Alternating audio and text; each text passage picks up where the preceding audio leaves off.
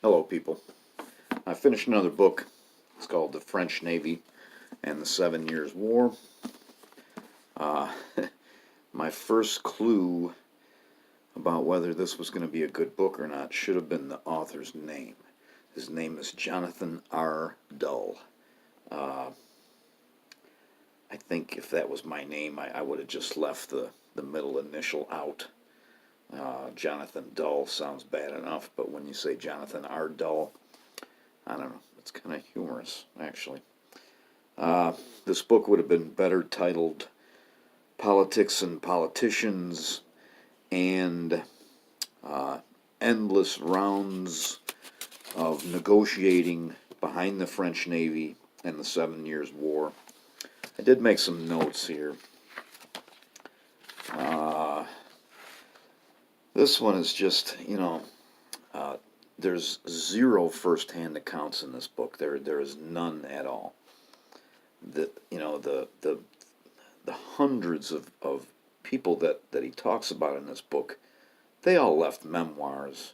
Some of them wrote books. So there's first-hand accounts out there, and he chose not to use any of them.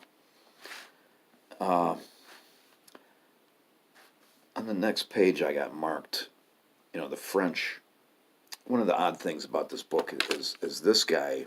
I've read about the 7 Years' War before, and I've got biographies of Frederick the Great.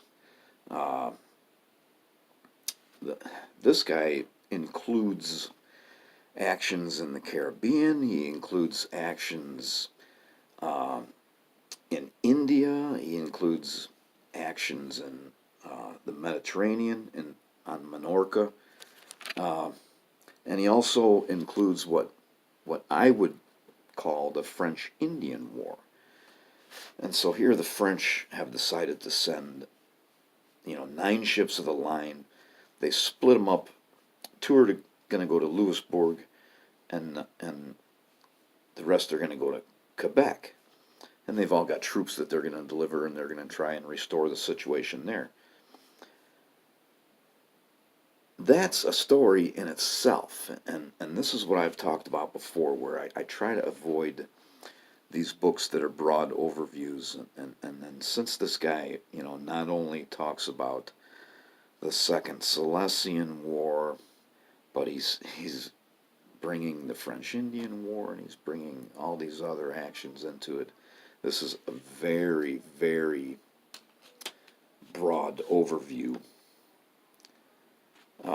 Not only did these guys have to sail over there, but they had to get off of these ships and walk and get to these places. And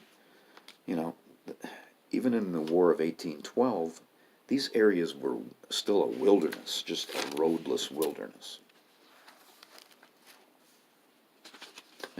This thing here, it's just another example. This is in 1759, where there wasn't very much naval activity. But the one naval action of the year, however, was conducted by galleys and oared ships, a Swedish squadron defeating a Prussian squadron off Stettin, the Prussian port at the mouth of the Oder. Now,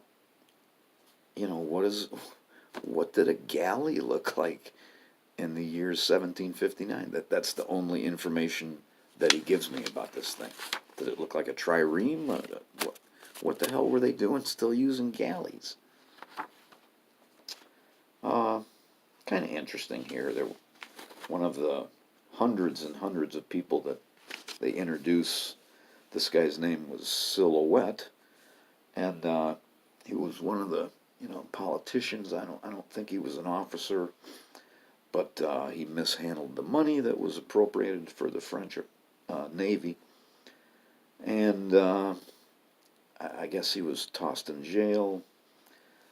But anyways, Mr. Silhouette was the target of mockery, including the use of his name to describe an outline without substance. So I never knew that that's where that word came from. Silhouette was a man's name.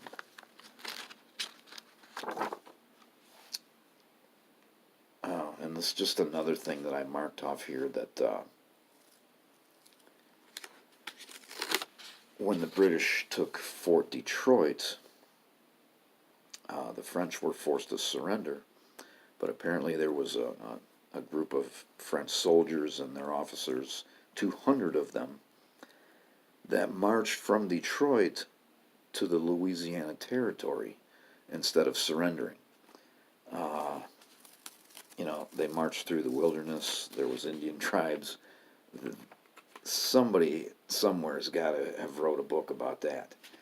And I don't know. You learn so much more when you're reading these little pieces of the big picture. And I guess I kind of knew it when I looked at this book. This book's got like 200 pages of notes.